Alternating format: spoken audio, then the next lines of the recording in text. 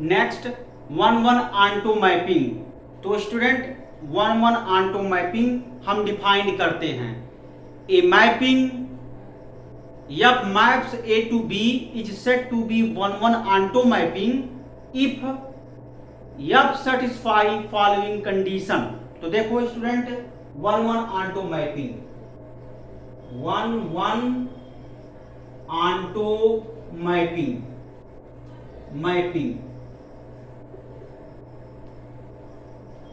a mapping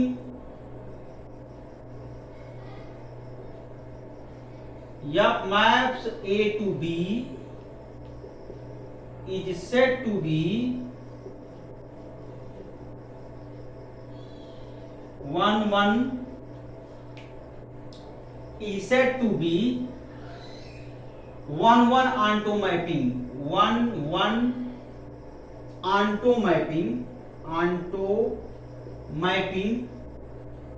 mapping, if F satisfy following condition, F satisfy following condition। तो student देखो, ये अगर domain है और ये अगर कोडोमेन है, इसको हम एक रिलेशन से कनेक्ट कर देते हैं जिसको हम F बोलते हैं। A B, यहां पर एलिमेंट फीड करते हैं A B C D। Okay student, A B C D। अब देखो यहां पर क्या होगा, एक एलिमेंट A का इमेज 1 होगा और एक एलिमेंट B का इमेज 2 और एक एलिमेंट C का इमेज 3 और देखो ना स्टूडेंट, एक एलिमेंट D का इमेज 4। ये डोमेन है, कोडोमेन। यहां पर एक टर्म समझना है, डोमेन सेट के ईच एलिमेंट का डिफरेंट इमेज कोडोमेन सेट में ऑब्टेन होता है। ठीक है ना स्टूडेंट। और यह भी देख लो, कोडोमेन सेट के ईच एलिमेंट का प्री इमेज डोमेन सेट में ऑब्टेन होता है। तो इस टाइप के मैपिंग को हम 1-1 ऑन्टो मैपिंग बोलेंगे। तो ठीक है ना स्टूडेंट। यानी यहां हम कह सकते हैं for every y belong B pre image of y obtained set A। ठीक है ना, y का जो प्री इमेज है सेट A में ऑब्टेन होगा और y को जब वेरी कराएंगे B में, अर्थात B के ऑल एलिमेंट का प्री इमेज सेट A में ऑब्टेन है। और यह भी देखो स्टूडेंट, सेट A के ईच एलिमेंट का इमेज डिफरेंट है और सेट B में ऑब्टेन है। ठीक है। तो इस टाइप के जो मैपिंग होंगे वो कौन सा मैपिंग होगा, 1-1 ऑन्टो मैपिंग होगा। यहां पर एक टर्म और लिख सकते हो, अगर लिखो तो क्या, ईच एलिमेंट ऑफ, या तो फिगर से ही समझ सकते हो, कोई दिक्कत नहीं, अगर लिख दोगे तो भी सही है। ऐसे लिख सकते हो, each element of set A whose different image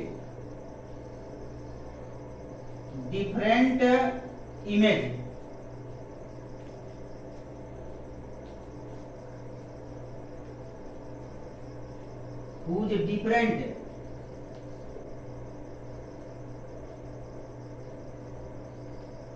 different image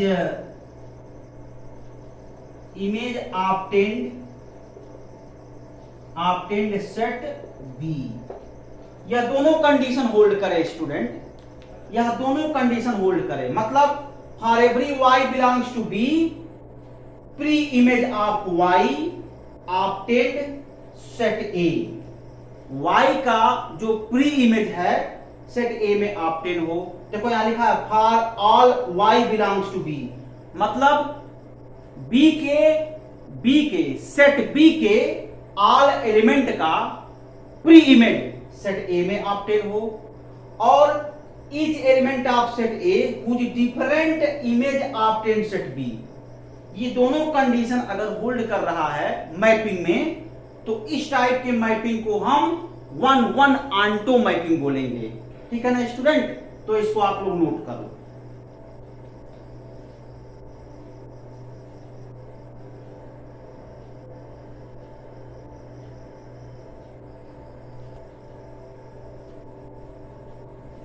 next student है आइडेंटिटी मैपिंग। आइडेंटिटी मैपिंग में यह समझना है, आइडेंटिटी मैपिंग में domain and codomain set equal set होते हैं।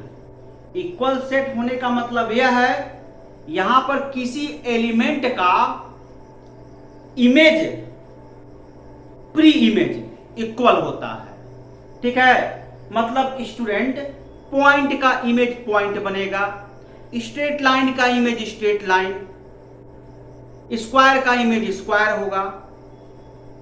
तो इस टाइप के जो मैपिंग होंगे उसको हम आइडेंटिटी मैपिंग बोलेंगे। और जब स्टूडेंट पॉइंट का इमेज सर्किल बन जाए, स्ट्रेट लाइन का इमेज स्क्वायर बन जाए, चींटी का इमेज हाथी बन जाए, तो इस टाइप के जो मैपिंग होता है इसको हम आइडेंटिटी मैपिंग नहीं बोलेंगे।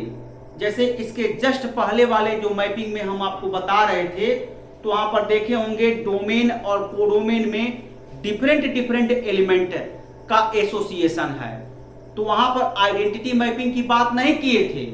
आइडेंटिटी मैपिंग का मतलब ही होता है कि पॉइंट का इमेज पॉइंट हो, मतलब इमेज और pre image same, straight line का इमेज स्ट्रेट लाइन हो, ठीक है, स्क्वायर का इमेज स्क्वायर हो।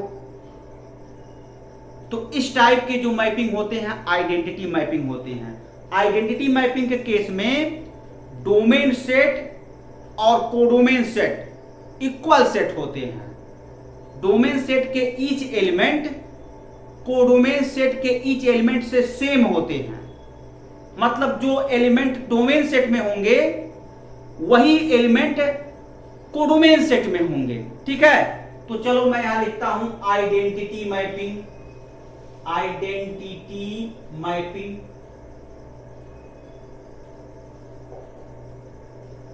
आइडेंटिटी मैपिंग क्या होगा? A mapping is said to be identity mapping.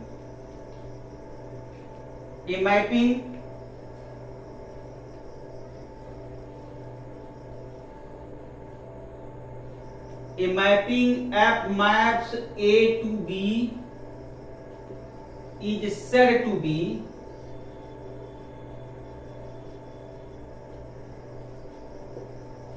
identity mapping if x belong natural number such that f(x) equal to x। मतलब जो डोमेन सेट ए है, डोमेन सेट ए का कंस्ट्रक्शन नेचुरल नंबर से करें। Natural number के कुछ एलिमेंट को लेकर सेट ए का निर्माण करें, मतलब कंस्ट्रक्शन करें। तो चलो किया जाए। तो ये आपका हो गया स्टूडेंट डोमेन, और ये हो गया क्या? कोडोमेन। डोमेन कोडोमेन, इससे हम कनेक्ट करते हैं, एफ से कनेक्ट कर लिया। यह ए है और यह बी है। चलो मैं सेट ए को क्या कहें?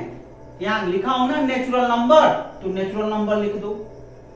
यहां मैं नेचुरल नंबर ले लिया 1 2 3 4 कर लिया ना। तो अब 1 का जो इमेज हो क्या हो जाए? 1 हो जाए। 2 का इमेज 2 हो जाए। 3 का इमेज 3 हो जाए। 4 का इमेज 4 हो जाए। ठीक है, तो इस टाइप का मैपिंग जब होता है तो इस मैपिंग को आइडेंटिटी मैपिंग बोलते हैं। ये डोमेन सेट है, डोमेन कोडोमेन। देखो मैं यहां लिख रहा हूं डोमेन सेट ए, इसके एलिमेंट क्या है 1 2 3 4। कोडोमेन सेट बी, इसके एलिमेंट क्या है 1 2 3 4। आप देख सकते हो एलिमेंट सेम है ना, ऑर्डर भी सेम है, एलिमेंट सेम है, नंबर ऑफ एलिमेंट भी सेम है, सब कुछ सेम है। इसका मतलब ये इक्वल सेट हो गया। मतलब यहां पर हम कह सकते हैं A equal to B, equal set हो गया, ये इक्वल सेट हो गया। किस केस में होता है? आइडेंटिटी मैपिंग के केस में होता है। आइडेंटिटी मैपिंग के केस में किसी भी एलिमेंट का इमेज का प्री इमेज इक्वल होता है। जैसे देखो 1 का इमेज 1 हो गया, 1 का प्री इमेज 1 हो गया, 2 का इमेज 2 हो गया, 2 का प्री इमेज 2 हो गया, 3 का इमेज 3, 3 का प्री इमेज 3, 4 का इमेज 4, 4 का प्री इमेज 4। इस केस में image equal to pre image होते हैं। और कोडोमेन सेट डोमेन सेट के इक्वल होते हैं, मतलब इक्वल सेट होते हैं। देखो ना, domain set A is equal to codomain set B, इसकी ऑर्डर भी इक्वल होते हैं, ठीक है।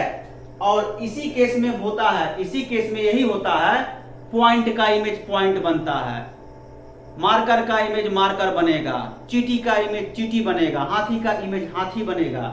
समझ रहे हो ना?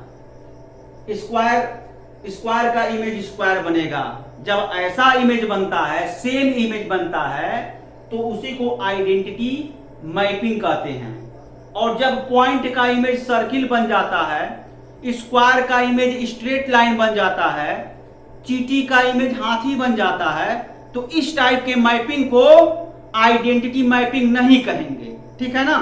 तो ये रहा कॉन्सेप्ट आइडेंटिटी मैपिंग का, ठीक है। तो इसको आप लोग नोट करो स्टूडेंट। बस आज के लेक्चर में बस इतना ही। Okay student, thank you.